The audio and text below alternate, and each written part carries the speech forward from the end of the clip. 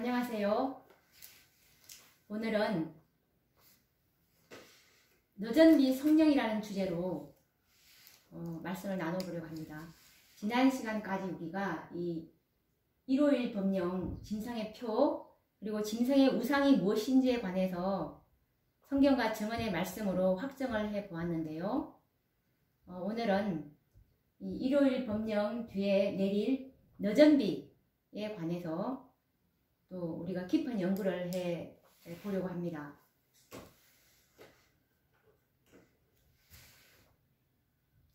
이 타락한 인류를 구속하는 사업과 관련해서 성경은 성령님의 사업을 크게 두 분야로 나누어서 이제 설명을 하고 있는데요. 이것을 이 성령의 사업을 이런 비와 늦은 비의 비유로 예언이 되어 있는데요. 예수님이 성천하시기 전에 제자들에게 약속하신 보혜사 성령이 바로 이 이런 비, 즉 오순절 성령의 역사를 말씀하신 것이었습니다. 이것은 오순절 성령의 임재가 있기 전에는 성령의 임재가 세상에 없었다는 것을 의미하지는 않습니다. 구약시대의 많은 우리 믿음의 노족들이 성령으로 충만함을 입었던 것을 보면 성령께서는 항상 인류의 구속사업에 동참하고 계셨다는 것을 우리는 알 수가 있는데, 그것을 이 성경 말씀으로 한번 찾아서 성령이 구약시대 때부터 우리의 구속사업에 동참하고 계시는지를 한번 알아보도록 하겠습니다. 우선 창세기 1장 2절 말씀을 보면 이 성령에 대해서 말씀을 하고 계시는데요. 1장 2절에 보시면 땅이 혼돈하고 공허하며 흑암이 깊음 위에 있고 하나님의 신은 수면에 운행하시니라. 그래서 여기 하나님의 신으로 표현된 이 성령이 지구가 창조될 때, 이때부터 이제 이 성령의 우리의 구속사업에 함께 시작하고 있음을 우리가 또 알 수가 있고요. 그리고 또 창세기 41장 38절에 보시면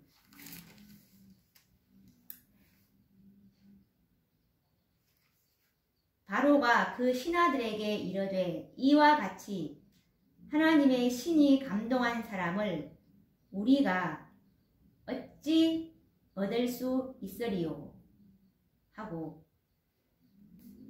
여기서도 하나님의 신은 성령을 말하는 것입니다. 여기서 하나님의 신이 감동한 사람은 이 요셉을 말하는데요. 이때도 우리가 이 성령이 함께 했다는 것을 또 확인할 수 있고, 그리고 또 출애굽기 31장 3절 말씀을 보시면 출애굽기 31장 3절 보시면 하나님의 신을 그에게 충만하게 하여 지혜와 총명과 지식과 여러 가지 재주로 공교한 일을 연구하여 라는 말씀에서 이 유다지파 훌의 손자요 우리아의 아들은 이 브살렐에게 성령을 충만하게 부어주셔서 공교한 일을 할 수 있도록 이렇게 성령을 부어주신 것을 우리가 또 확인할 수가 있습니다. 그리고 또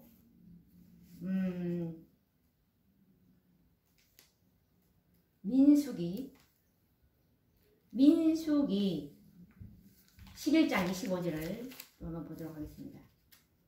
민수기 11장 25절을 보시면 민수기 11장 25절을 보시면 여호와께서 구름 가운데 강림하사 모세에게 말씀하시고 그에게 임한 신을 70장로에게도 임하게 하시니 신이 임하신 때에 그들이 예언을 하다가 다시는 아니하였더라. 이 말씀에서도 모세에게도 성령을 임하게 하고 그리고 70 장로들에게도 성령이 임하신 그런 말씀을 또 우리가 확인할 수가 있습니다. 그리고 민수기 24장 2절 말씀을 보시면 발람에게 이제 그 성령이 임한 그 장면인데요. 눈을 들어 이스라엘이 그 지파대로 거하는 것을 보는 동시에 하나님의 신이 그 위에 임하신지라. 그가 노래를 지어 가로되 부올의 아들 발람이 말하며 눈을 감았던 자가 말하며 라는 장면에서 이제 발람에게 하나님의 신이 임해서 계시를 보는 장면입니다. 그리고 또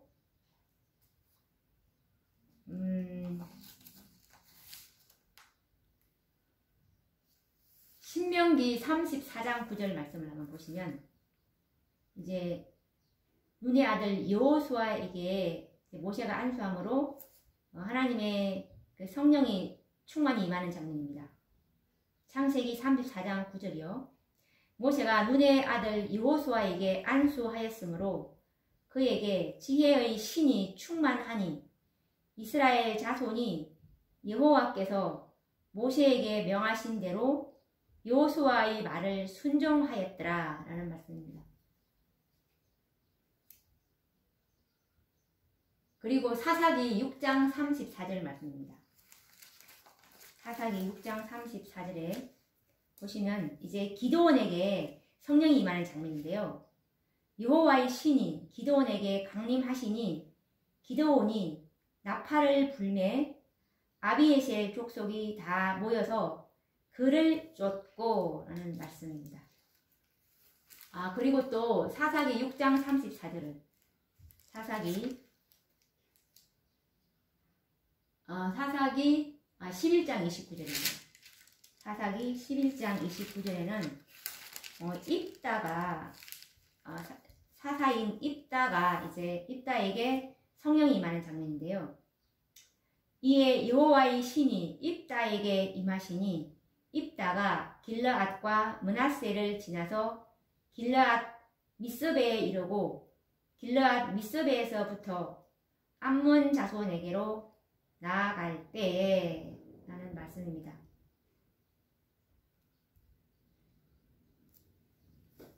그리고 이제 사사기 14장 19절로 가보시면 이제 그 여호와의 신인 성령이 삼손에게 임하는 장면인데요. 사사기 14장 19절입니다. 여호와의 신이 삼손에게 크게 임하시매 삼손이 아스글론에 내려가서 그곳 사람 30명을 쳐 죽이고 노략하여 수수께끼 푼 자들에게 옷을 주고 심히 노하여 아비 집으로 올라갔고 라는 말씀입니다.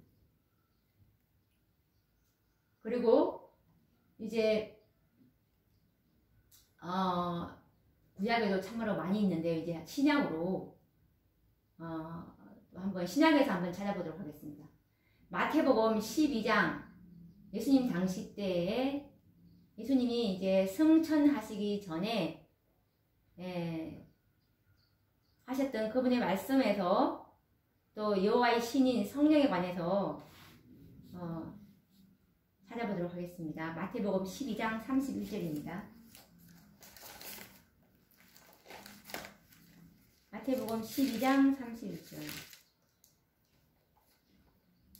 그러므로 내가 너희에게 이르노니 사람의 모든 죄와 회방은 사하심을 얻되 성령을 회방하는 것은 사하심을 얻지 못하겠고 라고 예수님께서 직접 하신 말씀이죠. 그리고 마태복음 22장 43절에 있는 말씀입니다. 가라사대 그러면 다윗이 성령에 감동하여 어찌 그리스도를 주라 칭하여 말하되 라고 예수님께서 직접 말씀하신 말씀이죠. 그리고 또 누가복음 1장 15절을 말씀해 보시면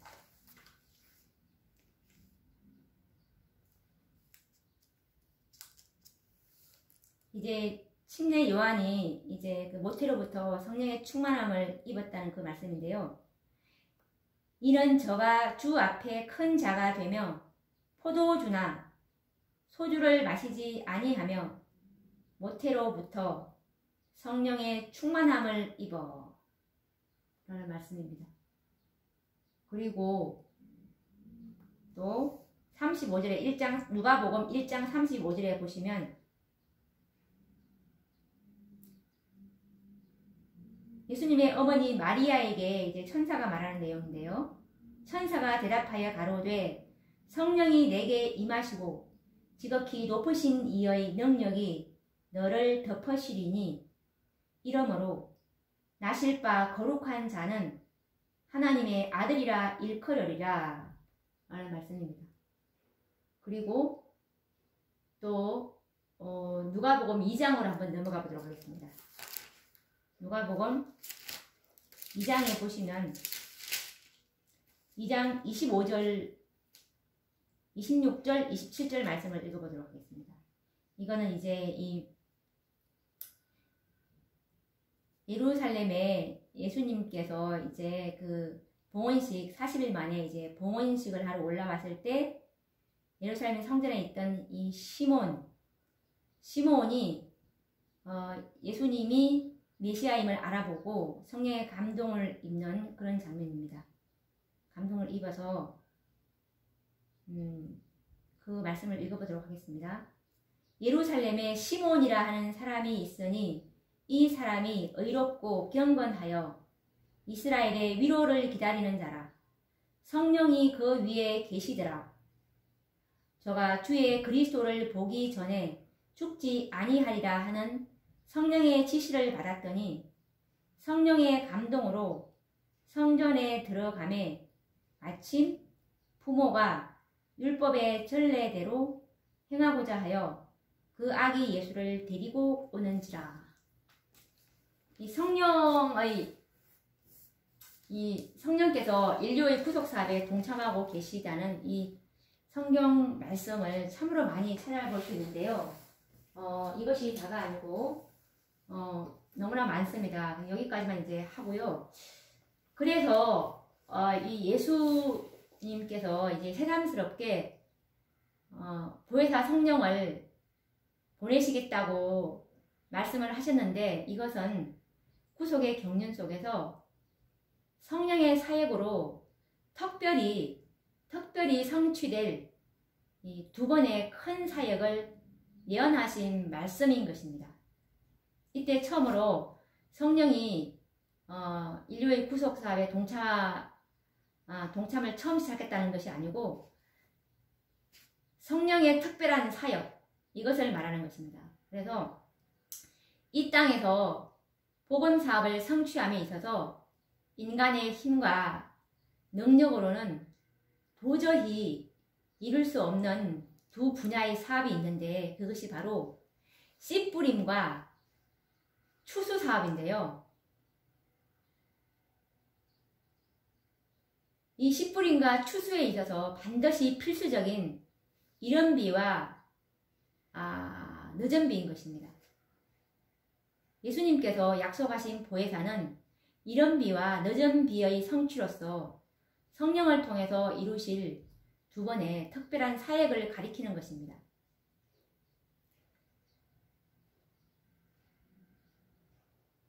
이것은 목사와 복음교역자에게 보내는 권면 506페이지에 이와 관련된 증언의 말씀이 있는데요. 동방에서 이런 비는 파종기에 내린다. 씨 뿌릴 때요. 그것은 씨앗이 발아하는데 필요하다. 기름지게 하는 소나기의 영향을 받아 부드러운 싹이 올라온다. 거의 계절 끝에 내리는 늦은 비는 곡식을 여물게 하고 낫을 댈 수 있게 곡식을 준비시킨다. 주님께서는 천연계의 이러한 작용을 성령의 역사를 나타내는 일에 사용하신다라는 말씀입니다.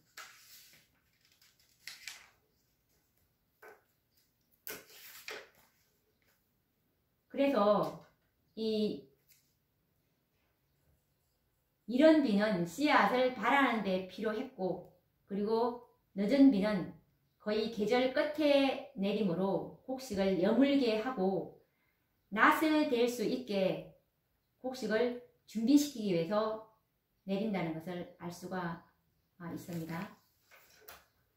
1년에 두 차례로 이제 구분되어 이렇게 비가 이른 비와 늦은 비로 이 팔레스타인의 농사를 결과를 결정 지을 수 있었는데, 이들 농사의 대부분인 밀과 보리는 가을에 씨를 뿌리고 추수는 봄에 이루어졌습니다. 그래서 가을에 내리는 비는 이른 비라고 하는데 보통 10월에서 12월에 내리는데요. 이것은 농부들에게 이 씨 뿌리는 유일의 기회가 되었고, 봄에 내리는 이 늦은 비는 보통 3월달에서 이제 4월달 그 사이에 내리는데, 이것은 추수를 해줄 수 있게 해 주었습니다. 팔레스타인의 기후의 특성은 이 두 번에 구분하여 내리는 이른 비와 늦은 비 외에는 거의 비가 내리지 않는데요. 그러나 가을에 내리는 이른 비는 충분해서 늦은 비가 내릴 때까지 곡식들을 완전히 자라게 하며 이삭에 충실한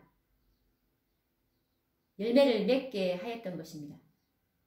그러나 마지막 이 완숙과 모든 곡식을 추수하기 위해서는 늦은 비가 내려야 하며, 만약에 늦은 비가 내리지 않는다면 충실한 이삭들은 쭉정이가 되어버리고 농사를 망치게 되는 것입니다. 그래서 이 두 계절에 이른 비와 늦은 비가 내리지 않는다면 농사는 전혀 결과를 기대할 수가 없게 되는 것입니다. 이와 같이 팔레스타인의 기후의 특성은 성령의 사역을 표상하기에 적합하였는데요.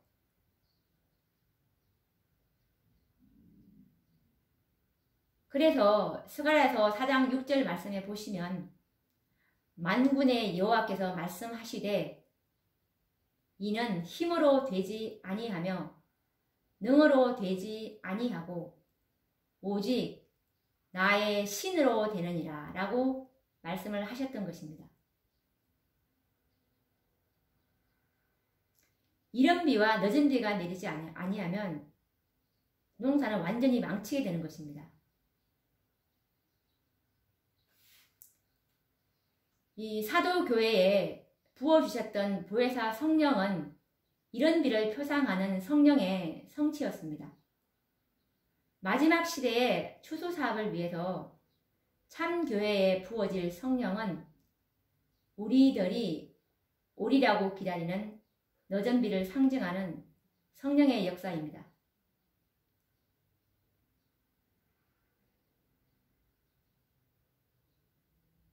이 두 번의 성령의 큰 역사가 없다면 6,000년 동안의 복음 사업은 실패로 끝나게 될 것인데요.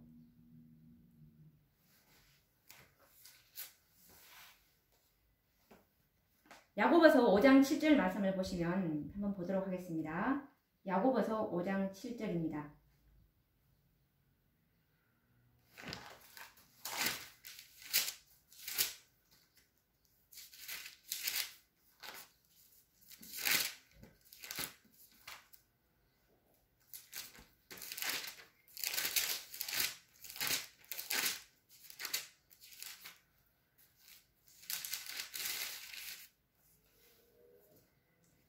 그러므로 형제들아 주의 강림하시기까지 길이 참으라. 보라 농부가 땅에서 나는 귀한 열매를 바라고 길이 참아 이른 비와 늦은 비를 기다리나니. 여기서 말씀하시는 농부는 바로 하나님이신데요. 복음의 열매를 지금 기다리기 위해서는, 복음의 열매를 추수하기 위해서는 하나님께서 바라시는, 이 계획하시고 계시는 이 복음의 열매를 다 추수하기 위해서는 늦은 비를 반드시 한 백성이 받지 아니하면 하나님의 이 추수사업은 끝나지 않는데요. 이 열매, 하나님께서 기다리고 있는 이 열매는 누구인지 우리가 반드시 알아야 합니다. 계시록 14장 3절에 보시면,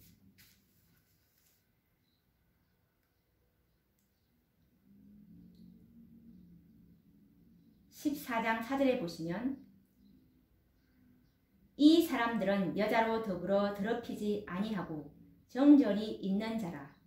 어린 양이 어디로 인도하든지 따라가는 자며 사람 가운데서 구속을 받아 처음 익은 열매로 하나님과 어린 양에게 속한 자들이니. 이 처음 익은 열매, 이 열매의 추수를 위해서 주님께서 지금 늦은 비를 부어줄 수 있는 이 참교회를, 지금 정결케 된 참교회를 기다리고 있는데요. 자, 이 열매는 누구를 가리키는지 계시록 14장 처음 익은 열매는 누구냐면 14장 3절에 보시면, 땅에서 구속함을 얻은 14만 4천인 밖에는 능히 이 노래를 배울 자가 없더라. 구속을 받았다는 말은 제가 완전히 도말된다는 의미이고, 그리고 지성소에서 중보하시는 예수님의 중보를 받은 분들입니다. 예수님께서 지성소에 마지막 최후의 봉사를 하러 들어가신 이유가 바로 죄의 도말을, 그들에게서 죄의 생애가 완전히 끝난 사람들, 이 사람들을 지금 이제 하나님께서 만들려고 들어가셨는데요. 이 사람들은 14만 4천인 밖에는 주님께서 없다고 말씀하셨고, 그리고 계시록 7장 4절에 보시면 참으로 이 사람들이 수요가, 이 마지막 지성소 사업은 수요가 주님이 계획하신 숫자가 있는지 없는지 그것도 우리가 확실히 알아야 됩니다. 이것이 상징수냐 실제수냐라는 의견들이 분분한데, 이것은 우리가 성경과 율법과 증거의 말씀으로 확정을 받지 아니하면 우리가 아침빛을 보지 못하는 것처럼 반드시 우리는 말씀의 인도를 따라야 되겠죠. 그래서 계시록 7장 4절에 보시면, 내가 인맞은 자, 이 인맞은 자들이, 이 인이 무슨 인이냐 하면 살아계신 하나님의 인을 받은 14만 4천인들을 말하는 것인데, 자, 살아계신 하나님의 인 맞은 자의 수를 들으니 이스라엘 자손의 각 지파 중에서 인 맞은 자들이 14만 4천이니라고 주님께서 분명하게 우리에게 하나님은 참으로 어지러움의 하나님이 아니시고 질서의 하나님이시고, 하나님께서는 우리에게 구속사업에 구속에 관계된 말씀은 너무나 명확하게 해주십니다. 불분명히 하지 않고 정말 너무나 분명하게 말씀하시기 때문에 우리가 하나님의 말씀을 말씀 그대로 믿는 믿음이 있다면 이 말씀을 우리가 그대로 받아들이셔야 합니다. 그리고 이것이 참으로 이 14만 4천의 수를 하나님께서 계획하고 계시고, 이 숫자가 이제 차면은 지성소 사업은 완전히 끝난다는 것을 우리가 초기 문집에 있는 예수님의 중보사업을 우리가 확인해 보면 되겠죠. 예수님께서 지성소 중보사업이 언제 끝나는지를 알게 된다면 우리는 더 많은 증거의 말씀을 확정할 수가 있는 것이겠죠. 초기 문집 279페이지 말씀을 보시면 셋째 천사의 기별의 마침장이 나옵니다. 셋째 천사의 기별이 맞춰진다는 것은 예수님의 지성소 사업의 마침을 말씀하시는 것이랑 같은 의미입니다. 예수님께서 지성소 사업이 언제 마치냐면 초기 문집 279페이지 말씀해 보시면 나는 천사들이 하늘에서 왔다 갔다 하는 것을 보았다. 한 천사가 잉크통, 뿔로 만든 것을 가지고 지구에서 돌아와 예수님께 자기의 일이 끝났음을 보고하고 성도들의 수가 차고 인치는 사업이 마쳤음을 보고했다. 그러자 나는 10계명이 들어있는 법궤 앞에서 봉사하시던 예수께서 향로를 내던지시는 것을 봤다. 자, 여기서 이제 어떤 장면이냐 하면은 이제 한 천사는 에스겔 9장에 나오는 허리에 서기관의 목걸이를 찬 이 살아계신 하나님의 인을 치는 셋째 천사입니다. 셋째 천사의 사업이 예수님께서 지성소에 들어가심으로 시작이 되었죠. 초기 문집 254페이지에 보시면 셋째 천사의 사업은 예수님께서 지성소에 들어가시고 법궤 앞에 서 계실 때 세 번째 기별을 가진 힘센 천사를 지상에 내보내셨다라는 말씀이 있고, 이 셋째 천사의 사업과 사명은 초기 문집 118페이지에 보시면 곡식을 가라지에서 분리해서 인을 치는, 이 곡식은 열매를 말하는 건데 이 열매를 인을 쳐서 살아계신 하나님의 인을 쳐서 하늘 창고에 드리는 그 천사인데, 이제 이 천사가 자기 사명을 다 마치고 여기서 성도들의 수가 차고 인치는 사업이 마쳤다는 것은 아까 말한 계시록 14장 3절에 땅에서 구속함을 받은 14만 4천인 밖에는 그 노래를 배울 자가 없더라. 구속받은 제2도마를 받은 자들의 수가 14만 4천이고, 그리고 계시록 14장 7장 4절에 인마전자, 살아계신 하나님의 인마전자의 수를 들으니 14만 4천이라는 이 정확하게 이 셋째 천사의 사업의 수요를 주님께서 지정해 주셨죠. 그래서 이 인치는 사업이 마쳤다고 보고하니까 이제 예수님께서 10계명이 들어있는 법궤 앞에서 봉사하시던 예수께서, 이곳은 어디냐면 지성소 지금 봉사를 말하는 거거든요. 10계명이 들어있는 법궤 앞에서 봉사하시던 예수께서 향로를 내던지시는 것을 봤다. 향로는 우리 중고를 표상하지 않습니까? 중고 사업을 이제 마친다는 것을 말하는 것입니다. 그래서 그분은 그의 손을 치켜들고 다 이뤘다 하고 큰 소리로 부르셨다. 이제 이 지성소 사업은 끝났다는 것을 말씀하고 계시고, 그리고 예수께서 불의한 자는 그대로 불의를 하고 더러운 자는 그대로 더럽고 의로운 자는 그대로 의를 행하고 거룩한 자는 그대로 거룩하게 하라라고 엄숙하게 선포하실 때 모든 천사는 그들의 면류관을 벗어들었다.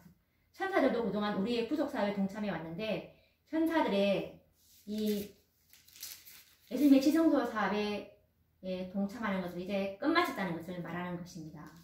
너무나 명확하지 않습니까? 그래서 주님께서 이 늦은 비를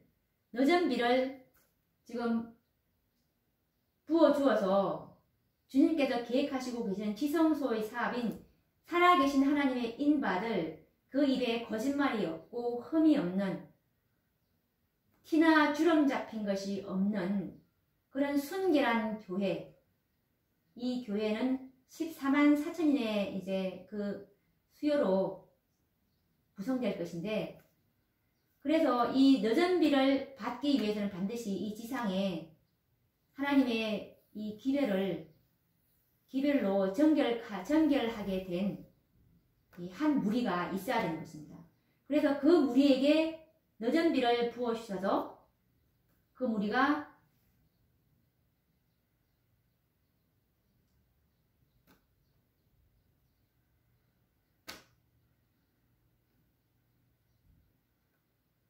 큰 외침으로 마지막 최후의 경고로 이제 바벨론 가운데 있는 하나님의 백성 14만 4천인을 이제 불러 모으게 될 것인데, 그때에 바로 이 초기 문집 279페이지에 나와 있는 다 이뤘다, 이제 그 수가 다 찼다 라고 이 사업이 다 이제 수가 채워지면 예수님께서는 지성소에 나오시게 되는데, 이 늦은 비를 받을 교회는 계시록 14장에 나와 있는 세 번째 기별을 받은 그 교회에서 이 정결 사업이 이루어지지 아니하고 계시록 18장에 있는 그 두 번의 기별로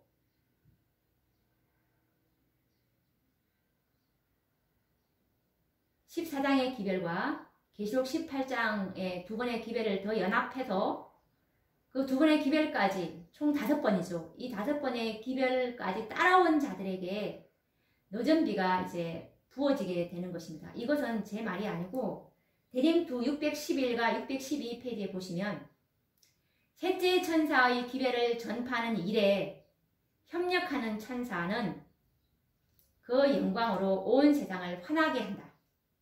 자, 여기서 셋째 천사의 기별을 전파하는 일에 협력하는 천사, 이것은 계시록 14장의 천사들이 아닙니다. 이것은 계시록 18장에 있는 초기문지 큰 외침장에 보시면